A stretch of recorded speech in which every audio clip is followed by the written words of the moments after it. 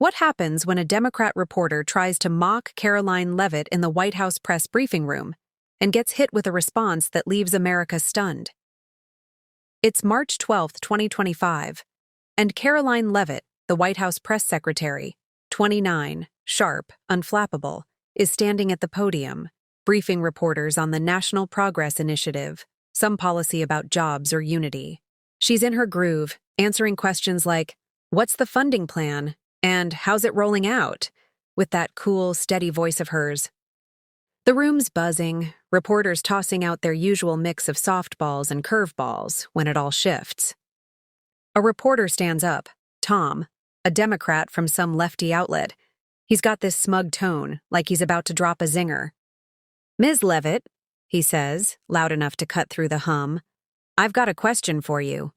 Whoopi Goldberg posted on social media last night. She says you're racist and that's why you fired her from doing her show. She's pointing fingers at you and the Trump administration for getting her canned. What's your response?" The room drops into dead silence. Every sound, pens scratching, chairs creaking, even breathing, stops. The air turns thick, tense, like everyone's holding their breath at once. Tom's words hang there, heavy and jagged. "You're racist and that's why you fired me from doing my show." It's a direct quote from Whoopi's ex-post, and he's throwing it at Karoline like a live grenade. The other reporters freeze, eyes darting to her. The Democrats in the room perk up, smirking, thinking he's got her pinned. Whoopi's a big name, her accusations fresh, and this is prime mockery material.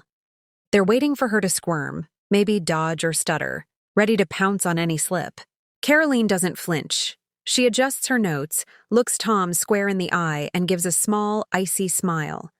The silence stretches, every second feeling like an hour, every gaze locked on her. Then she opens her mouth, and what she says shocks everyone, leaves all of America speechless and stunned. "Tom," she says, voice calm but slicing like a razor, "I'm glad you brought up Whoopi Goldberg's little social media outburst. She says I'm racist? That's a ghost story. There's no space for racism in the America I serve. My work, my policies, they're for every American, every race, and the results speak louder than her noise. She claims I fired her from her show, that the Trump administration did it. That's her delusion talking. She got herself fired because of her own toxicity, years of spewing venom, obsessed with tearing down Trump, and now me, with nothing to back it up. If she's got proof, not just bitter rants, let's see it. Until then, she's the lesson here. Poison yourself with hate, and you're the one who falls. Next question." Boom. The room erupts. Gasps rip through the silence. Murmurs explode. Hands scramble for pens. Tom's standing there, mouth half open, his smugness gone, replaced by pure shock. The other reporters are stunned, scribbling like mad, barely keeping up. The Democrats? Speechless. Jaws drop, eyes widen, not a word comes out. They thought Tom had her. They were ready for a fumble, a weak deflection, something to mock. Instead, she turned it inside out, hit back with, "No racism in America," pinned Whoopi's firing on her own toxicity, and left them with nothing.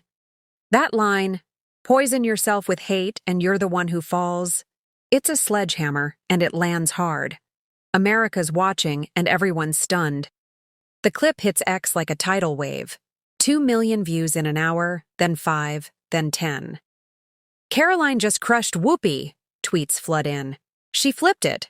Tom's done. No racism and Whoopi's toxic? Wow." Conservatives are roaring, calling her a legend. Liberals are frozen, stammering, but they've got no comeback. Her words cut too deep, too fast. That moment, the tense silence, Tom's mocking question, her shocking response, spreads across the country, and all of America's left speechless. Whoopi's at home watching the clip and she's fuming. She grabs her phone, jumps on X, and fires back. "Karoline thinks she can spin this?" she posts. "She's racist. Trump's racist. And they got me fired from my show for saying it. America's not buying her lies." Her fans rally, tweets like, "Whoopi's right and keep fighting, pour in." But the tide's shifting. That briefing moment's too big, too raw. Back in the press room, the fallout's instant. Reporters start shouting over each other. "Ms. Levitt, did Trump really fire Whoopi?" What proof does she need? Karoline holds up a hand, voice steady. "I've said my piece. If Whoopi's got facts, not feelings, I'll listen. Next." But the questions keep coming, the room buzzing with shock. Tom slinks back to his seat, still dazed, his big moment flipped into a wipeout. X keeps burning up. Karoline's untouchable, trends alongside Whoopi's toxic.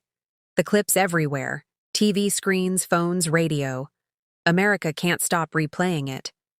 Democrats try to regroup, tweeting stuff like, "She's dodging the real issue." But it's weak, hollow against her steel.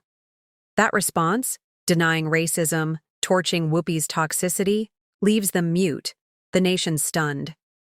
Hours later, Whoopi doubles down on X. "They fired me from my show because Karoline and Trump can't handle the truth. I've got proof they're racist." Her fans cheer, but the briefing moment overshadows it. People start digging. Did Trump's team really push her out? No one knows, but the rumor's alive. America's still reeling, speechless from Karoline's words. The next day, the press room's packed again. Reporters fire more questions. "Ms. Leavitt, what's your next move?" "Will you sue Whoopi?" Karoline keeps it tight. "I'm here to work, not chase her rants. She's got nothing but noise." The shock lingers. Every question circles back to that moment. Tom's jab, her comeback.